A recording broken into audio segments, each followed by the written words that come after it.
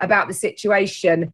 The current situation is that we are very unsure about what is going to happen. And I appreciate that causes you and your children lots and lots of anxiety. We are feeling the same anxiety, and we want to, during this meeting, let you know what we know so that you are sort of absolutely up to date with what the current situation is. But we will need to hold further meetings because I only have certain information at this time to give you. But I do hope that this will serve to help you to understand what we do know and then what the sort of next steps are for you and your children. So just going to run through a little bit of housekeeping before we start. I know we're all experts now in this kind of meeting, whether it's Zoom or Google Classroom. You are all muted by us at the moment. You can have your cameras on or off. That's entirely up to you. You can raise questions over chat and we will answer them at the end. There should be time to do that, or we'll get back to you after the session. We are recording the meeting for people who can't be here, or if you lose your connection, and there may be time for you to raise live questions at the end, depending on how we go time-wise. So I hope that's all clear. So we're going to begin by just running over what we are doing in school to support our Year 11 and Year 13 learners. Many of you filled in the recent survey, which has provided us with loads and loads of really, really good quality information. And Year 11 and Year 13 pupils themselves have also just recently completed a survey. And what we're doing at the moment is really pulling that apart, really having a look at what's working for people, what's not working so well. And then as we move towards half term, we're going to reflect on that and see if there are things that we need to alter moving forward. So some of the things that we are currently doing for Year 11 and 13 learners is, you'll notice from the 11th of January, we did change the school day. And whilst Year 11 and 13 still have longer lessons than the rest of the school, we did put a 15-minute break into the afternoon. And that was based on feedback from students, just saying it was too much to go from lesson 3 to lesson 4.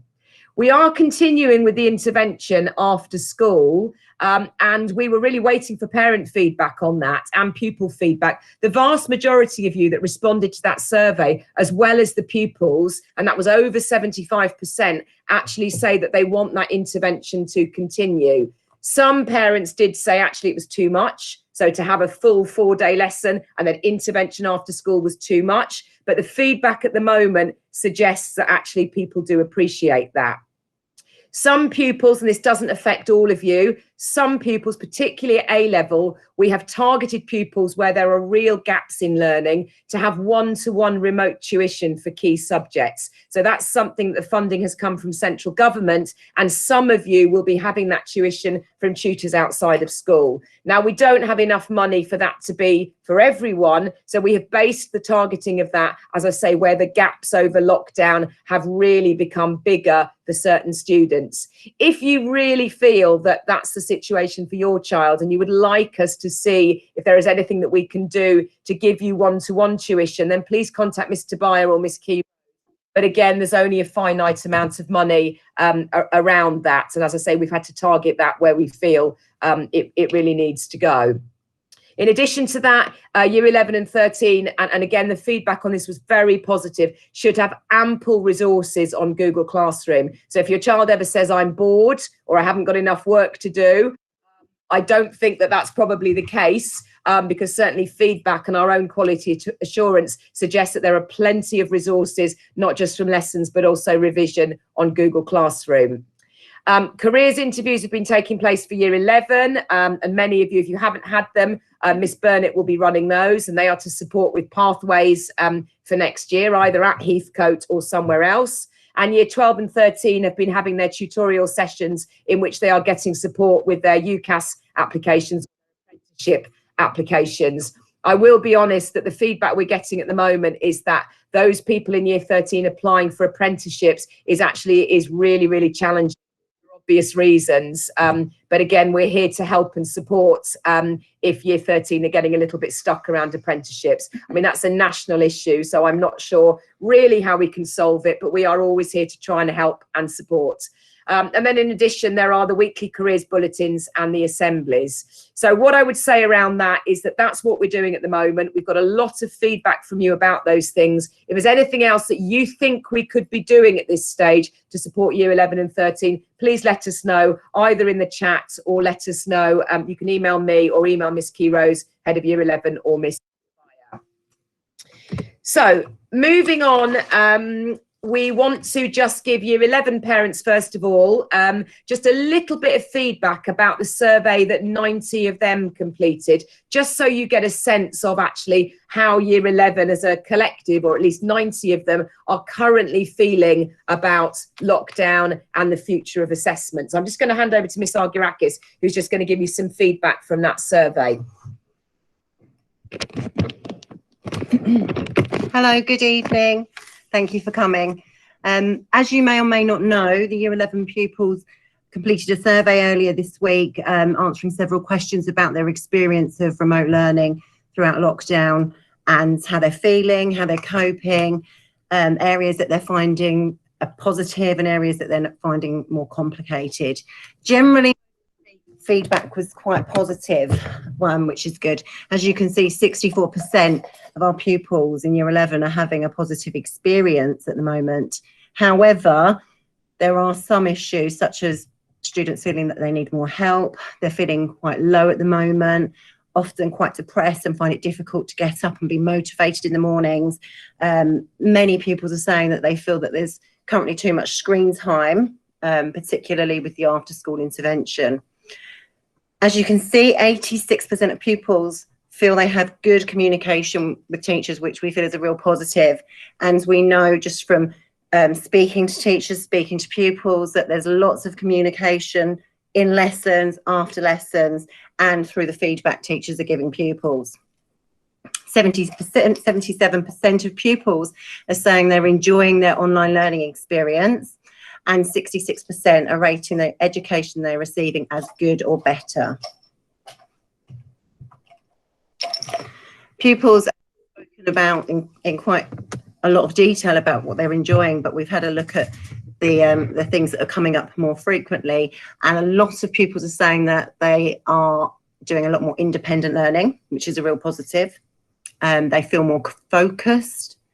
Some pupils say they prefer to work alone, that it's a different experience, however, it's quite positive.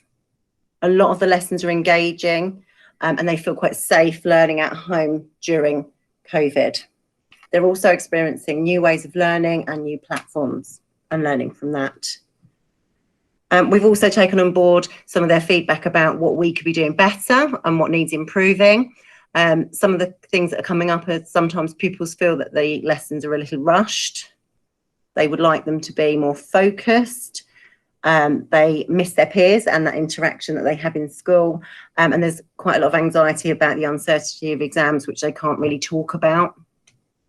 As Ms. Hillman said, we will be looking in detail at the feedback and looking at ways in which we can support pupils moving forward over the next couple of months.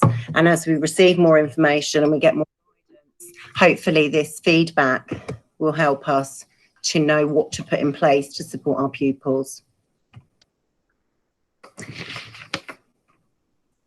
And just thinking about moving forward, 47% believe that online learning will enable them to be as successful as if they were in school. And although some pupils say like they feel like giving up, we do know that a lot of pupils feel more motivated in terms of moving forward and getting on into post-16 education at the moment. I'm just going to pass over to Mr. Bayer, who's going to talk to us about the post-16 results from their survey. Thank you. Hi everyone. A lot of what I'm going to say I think really echoes quite a lot of the feedback from year 11. So I think the picture from year 13 is quite similar. So I'll just kind of run through the slides here for you guys as well. You can see we're really encouraged that 67% of the 95 pupils who responded said that they were having a really positive experience.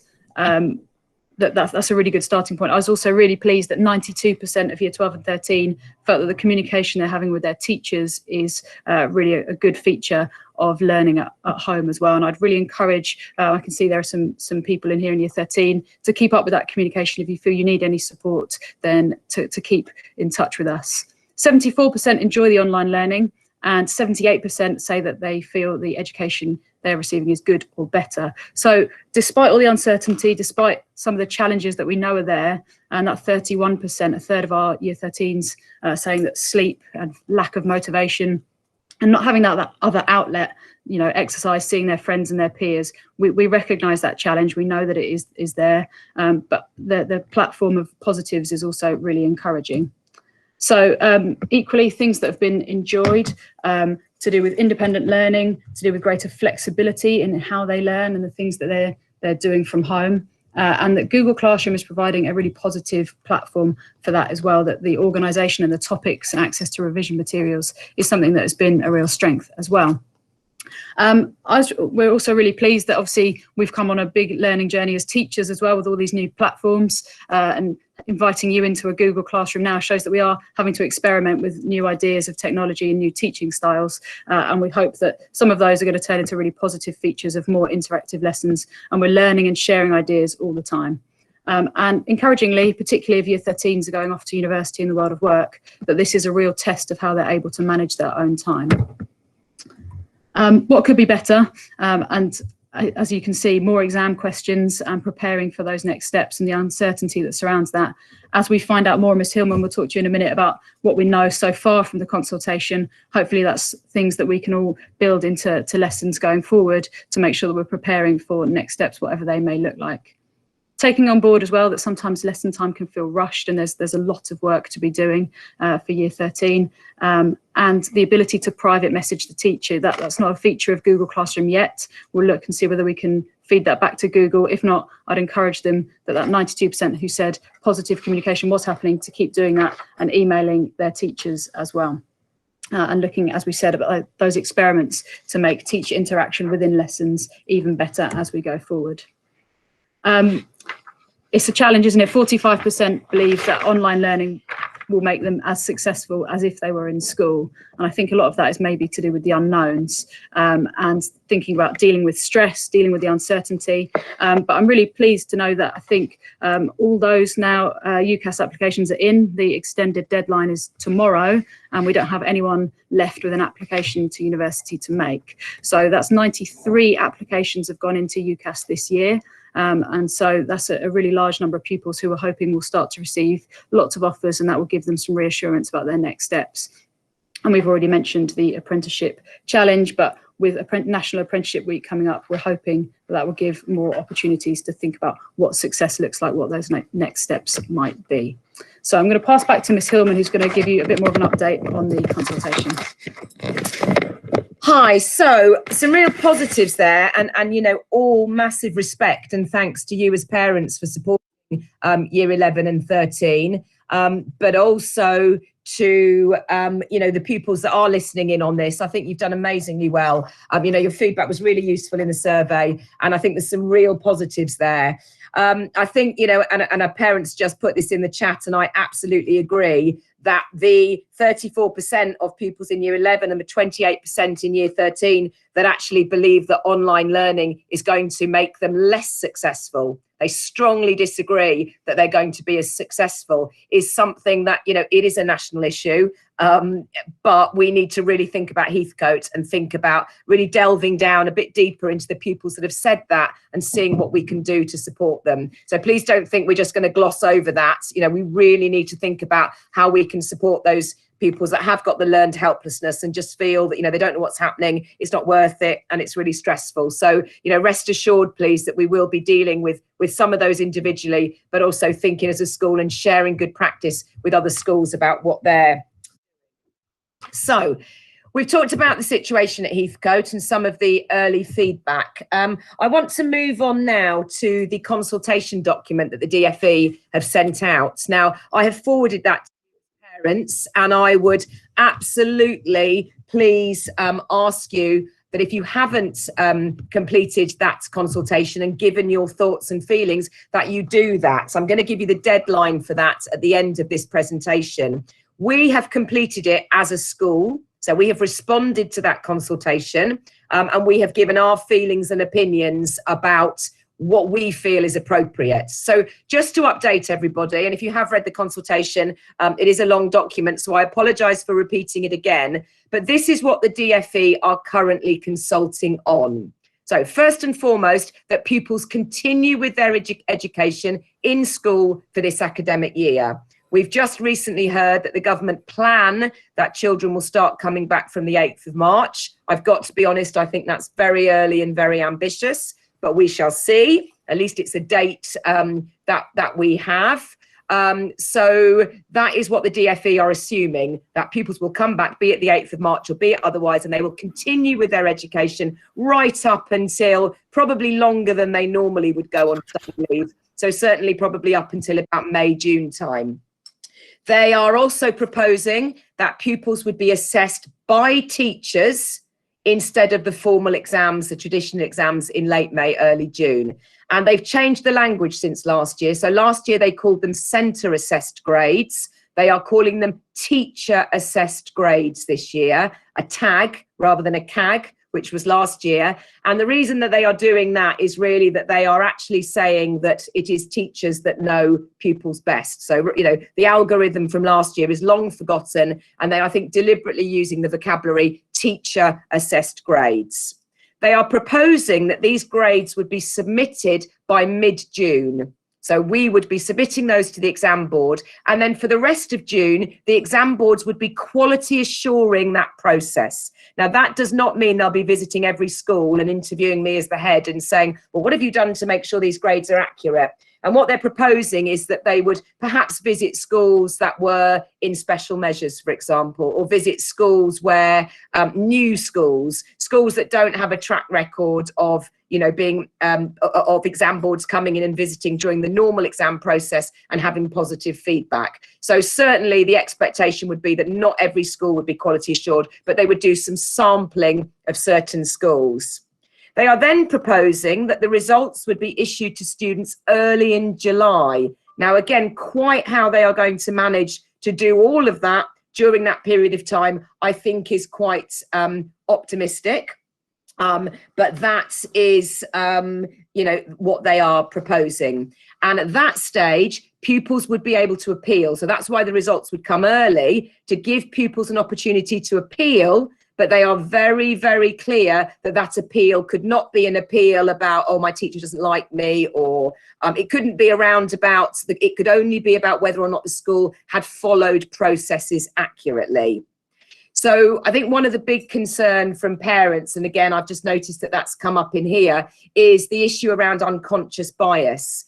And I was very, very much hoping that the consultation would include some consultation around unconscious bias. The unions have absolutely, you know, called out the government and said every single teacher in every single school needs training on unconscious bias if you are going to allow teachers to accurately assess grades without any moderation. There's no word on that at all, really, in the consultation. Personally, if this does go ahead, I would certainly be looking, and I'm already asking around, to try and find some training for our teachers in school about unconscious bias, to make sure that we didn't, you know, fall into any of those issues around that, because, you know, you're not able to appeal on anything other than procedure. So it would be really important to me as head teacher of the school to ensure that we had addressed and made allowances for that well in advance, training and supporting teachers to recognise what might be unconscious bias. So I don't necessarily have all the answers around that. It's a really good question that's been raised. But again, I'm very aware of it as a concept, and we would as a school be looking to do everything we can to train and support staff with that. So a little bit more about what does teacher assessment mean? So what the consultation does is raise a lot of questions rather than answer them. So there is talk in the consultation about whether or not there should still be national exam papers that pupils would sit in order to support teacher grades. which kind of negates the idea of calling them teacher assessment grades if there are actually going to be national exam papers that everybody sits. The consultation then asks, if they did do that, should they be compulsory to schools or optional, or should actually schools be able to make their own up based on a series of questions that the exam board put out? So there's a real lack of clarity around that proposal. And then it raises more questions. So if these mini exams were set by the exam board, what would the content be? Who would mark them? What happens if pupils are ill, either with COVID or they're at home self-isolating? How do you ensure that pupils have the same equal opportunities at home as in school?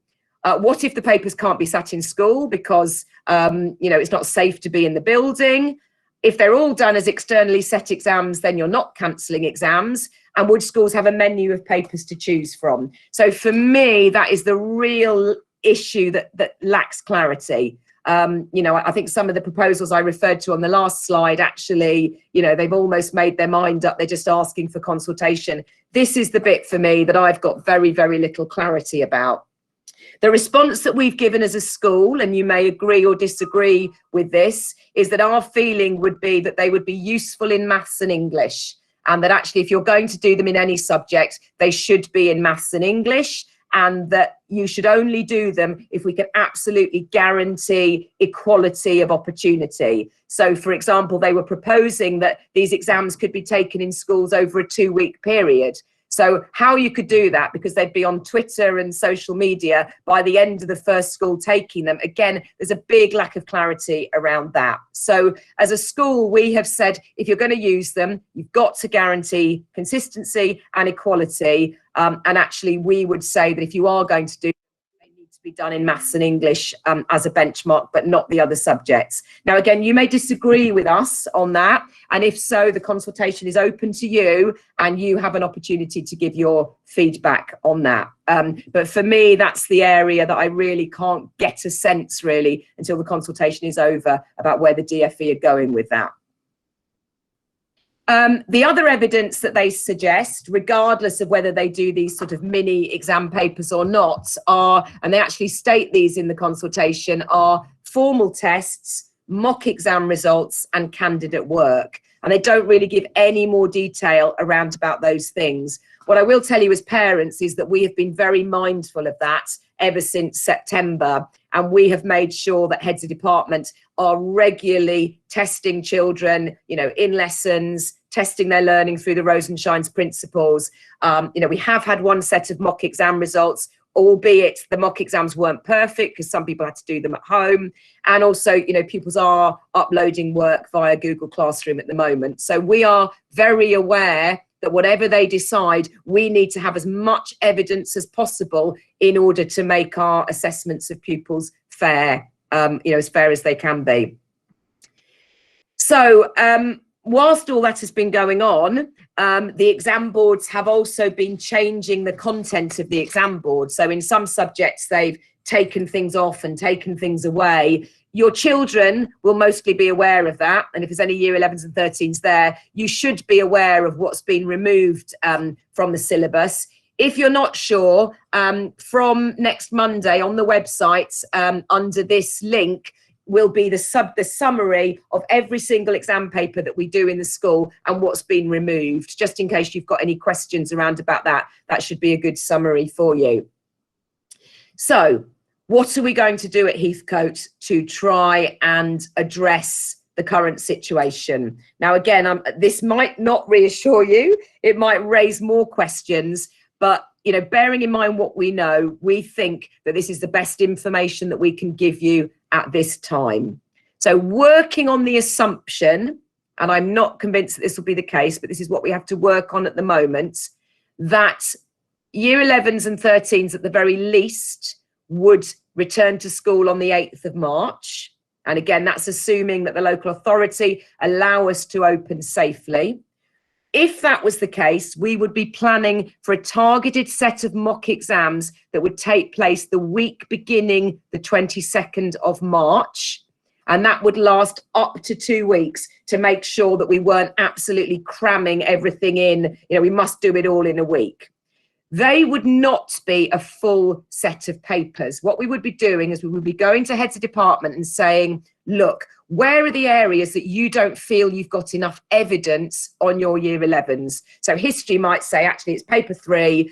You know, I'm really, I'm going to ask Mr. Bye for a good example of Elizabeth. So we might not be able to assess our students particularly well on Elizabeth because we actually taught that later in the cycle and we haven't really tested. So we would be taking the guidance from the head of department to find out what do we need to know from these mock exams. In maths, it might be particularly the non-calculator paper, for example, that we don't feel we've got enough evidence. So what we wouldn't be doing is putting a full set of exams on pupils because A, we think that would be unfair, and B, we think it would be unnecessary. So the question would be, what do teachers need to know? And those exam papers would be based around that. Now, we've only just found out that the 8th of March is a potential comeback date. So obviously we've only just made these decisions, but we would be going back to teachers over the next week or so and saying, actually, you need to decide now what you want to test children on. So we can let you know as year 11s and 13s and parents, these are what these exams are going to be on. This is what you need to focus your revision on. The mock exams for year 11 and 13 will be separated from any challenge weeks. So as far as you're concerned, in terms of the language, forget about challenge weeks. They will be for the rest of the school. For you guys, it's about mock exams now and when and where we do them. So that is our current plan. We may be able to combine the 2 weeks from the 22nd with some study leave and remote learning. It might be that if we do have year 11 and 13 back, we actually are better off keeping the numbers down in school when they're not actually sitting the exams. But again, this would depend on the government directive. So we might say, okay, we're going to have 2 weeks of exams, but actually, you know, pupils who actually feel comfortable at home could go home if they didn't have an exam in the afternoon, thereby reducing the numbers in school. Again, we would have to wait for government directive on that. Depending on the outcome of the consultation, we may then have another exam series in May and June to ensure pupils can learn from the mistakes that they made in the March series and be as prepared as possible for those exams in May and June. And those exams would then be the final piece of information that we have in order to make accurate assessments about your child. So we are looking currently at a 2-series mock exams. So one set in March, really targeted on what the teachers need to know. And again, we'll give that information as soon as possible to you and to pupils, so you know what you need to be revising and learning for. We can then learn from those exams, and that would then determine what happens in May and June. Again, that would depend on whether or not the consultation decides to do mini exams, because if they are going to do mini exams from the exam boards, then actually we would have to rethink that. That is the most likely scenario that I can give to you as parents and pupils at the moment, based on what we know, consultation with the consultation document that we've read, consultation with other local schools, and consultation with the unions. So that, we believe, is currently the most sensible option. So the next steps, what can you guys do sort of in the meantime? So first and foremost, if you haven't responded to that consultation, the deadline is 11:45 p.m. tomorrow evening. So if you've got nothing planned on a Friday night, you could sit down with a takeaway and read the very long consultation, and as a family give your feedback. As I say, we've done that as a school. It's really important you have your say. And also going through the document does help you to understand a little bit the thinking that the DFE are obviously doing at the moment. Next step, keep reading parent mail. As you know, things are moving thick and fast at the moment, and we need to make sure that you've got as much information as you can, as you need.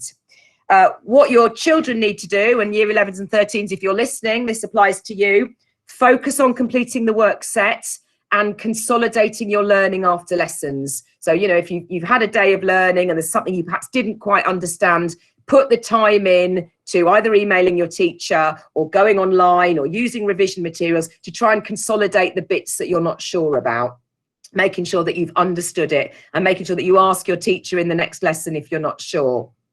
Contact your teachers or your head of year if you need support in any way. You know, we can still support. If you're struggling to purchase revision materials or you feel there's something your child needs, please let us know. You know, 180 children in year 11 are all very different, and over 100 in year 13 are all very different. There might be specific things that you need. You know, let us know. I can't wave a magic wand and, you know, give you everything that you need, but please ask us if you're not sure. Another thing that's really important is ensuring that your pathways are planned for post 16 or post 18.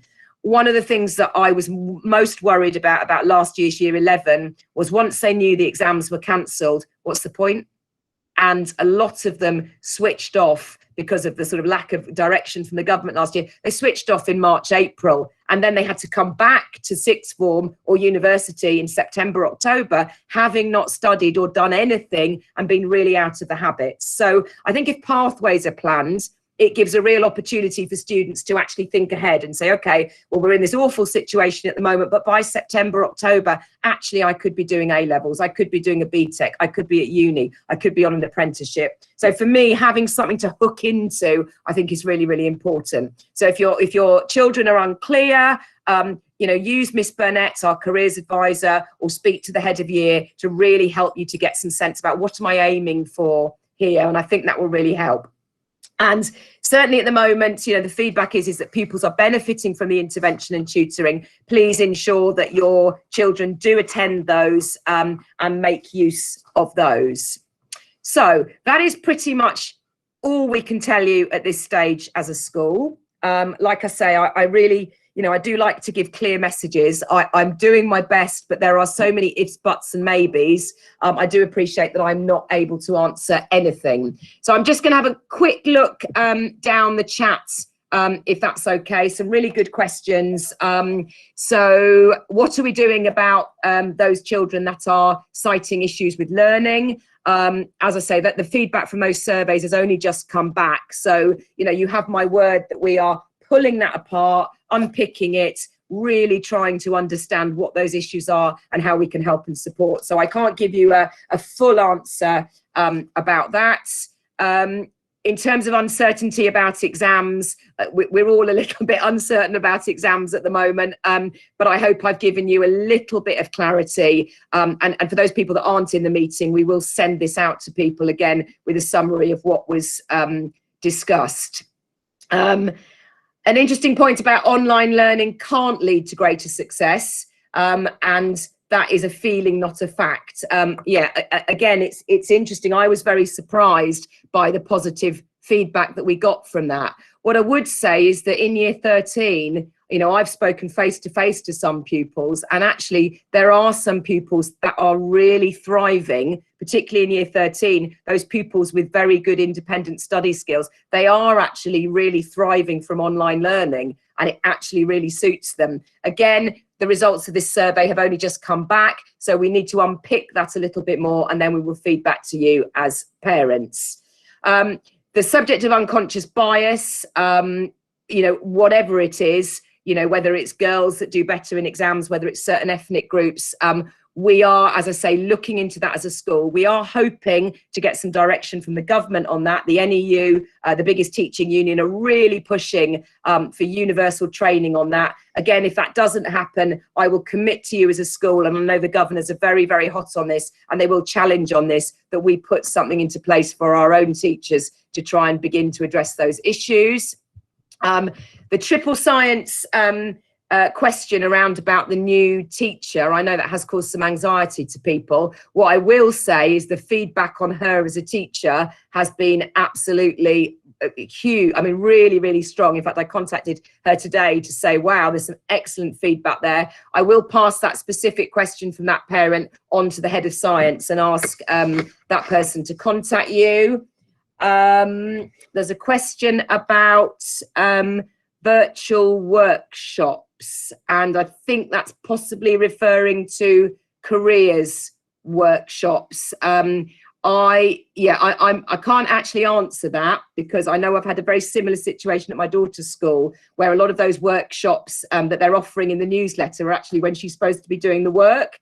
I've sort of pushed that and found out that a lot of those are recorded. Leave that one with me. It would be useful if that parent could just clarify if they're talking about careers workshops, and I will feed that one back and try and find out if that's recorded. And then the final point raised is about, sorry, just reading another point. So about the target grades, how much influence will the target grades that we set have on teacher assessment outcome? You would hope that the target grades would not be enabling you to make a judgment. Our challenge as a school is to find the evidence that we have, the best evidence that we have, in order to make decisions that are equitable and fair for everybody. So there certainly won't be a case of going, oh, well, that teacher's given that person a C, but their FFT target grade is an A, so we need to plump them up to an A. Again, some of that is about how we train teachers to sort of not be biased and not be influenced by other things. So something we probably need to think about a little bit, but certainly target grades will not be used as a determinant of the evidence that we have for students. But again, I think a lot of schools, this is all very recent, have really got to have a think about that. The point about triple science, sorry, they've clarified, is about how does somebody teacher assess when somebody hasn't seen all the elements. The particular science teacher in question, who has been away for 2 terms, has promised and committed that she will support with those teacher assessment grades. So, you know, all credit to her for doing that. She lives locally and she has agreed that she will support with that. So hopefully that one's not going to be an issue. And the parents that's raised the careers interview for your son particularly, they're in process, and I am happy to make sure that your child gets one in the next couple of weeks. If they really need guidance, that's absolutely fine. And thank you for clarifying about the careers workshops. I will get back to you on that. So some really good points and questions. Thank you, parents. Really, really appreciated for those. We will keep in contact with you. I know I've probably raised more questions. I really, really hope, though, it's given you a little bit of clarity about what the situation is, where we are as a school. And you know, just to finish by saying that I cannot praise year 11 and 13 enough. You know, to see them develop into the human beings that they are, the resilience that they've shown. You know, I mean, I will make a particular reference to the year 11s who have just, you know, from when I came to the school and they were in year 8s, and, you know, they're a bit of a disparate group. They have grown into the most lovely, lovely human beings who I think are coping with this crisis incredibly well. So, you know, all respect to you as parents for keeping them on track. I know how hard it is trying to homeschool and do everything else. We will do everything we can to support these children to have the best life chances possible. I promise you that. You know, I don't have all the answers, but I promise you that every single teacher in this school is committed to enabling your children to get the very best teacher assessed grades that they can and the very best pathways beyond that. If you feel that you need to talk to somebody in more detail, you know where to find us. Probably best to go through Ms. Tobiah for year 13 and Ms. Keyrose for year 11. Thank you for being here tonight. It shows your commitment. You know, I promise you we will do our best not to let your children down any more than they have been by this awful, awful pandemic. So I'll just make one final point, which is that thank you to the parent that said that they prefer this to a bombardment of parent mail. We will try our best to try and do more things like this. So for those of you that don't like reading endless things, you can have something face to face. And in terms of reference forms for college, that's the final thing I'm going to say, is that, yes, that's all happening at the moment. So if you've got a specific query about references for college, please contact Miss Keyrose, and they're definitely in action. So I'm not quite sure what's gone wrong there. Contact her by email and we will make sure that that reference for college is sorted. Have a wonderful evening. Please don't forget to fill in the consultation if you don't have anything better to do. Thank you for your time, and I will make sure there's another one of these when we know a little bit more about where we are. Have a great evening, great weekend when it comes, and give your children a pat on the back and yourselves as well for doing such a great job. Good night. Thank you for being here.